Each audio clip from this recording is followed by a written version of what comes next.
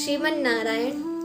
एक बात हमने कई बार सुनी है कि भजन तो केवल वृद्धावस्था में ही करना चाहिए। यदि भजन करने की कोई सही अवस्था है तो वो है वृद्धावस्था, और बाकी के जीवन में तो केवल सुख भोगे, क्योंकि जीवन एक ही बार मिला है।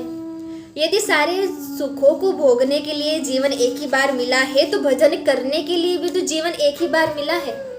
देखिए, भागवत जी में प्रहलाद जी महाराज कहते हैं कि यदि व्यक्ति की आयु 100 वर्ष की मानी जाए तो 50 वर्ष उसकी आयु के तो व्यर्थ ही चले जाते हैं। जन्म के पश्चात बालक अपने माता पिता के संग रहता है, उसे ज्ञात नहीं होता कि उसके लिए क्या सही और क्या गलत।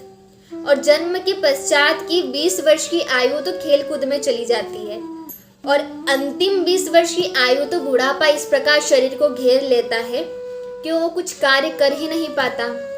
अब बची बीच की कुछ आयु में, बीच के कुछ वर्ष में कभी भी समाप्त न होने वाली इच्छा और कामनाओं की पूर्ति करने में ही व्यक्ति भागता है, और इस प्रकार से भगवत प्राप्ति हो ही नहीं पाती। और ऐसे ही पुनरपि जननम पुनरपि मरणम पुनरपि जननी जठरे शयनम, यही जन्म और मृत्यु का जो चक्र है वो निरंतर चलता ही रहता है और भगवत प्राप्ति हो ही नहीं पाती। इसलिए प्रहलाद जी महाराज भागवत जी में कहते हैं कि कौमार आचरेत प्राज्ञो धर्मान भागवता नीह। यदि भजन करने का, भक्ति करने की यदि कोई सही अवस्था है तो वो है कौमार अवस्था।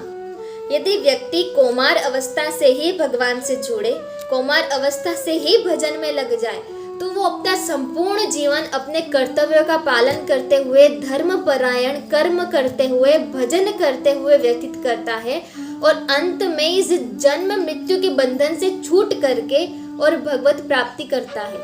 तो आप भी अपने बालकों को, अपने संतानों को कौमार अवस्था से ही भजन में जोड़िए, तो ही इस कलयुग से छूट करके और भगवत प्राप्ति कर पाएंगे। श्रीमन नारायण।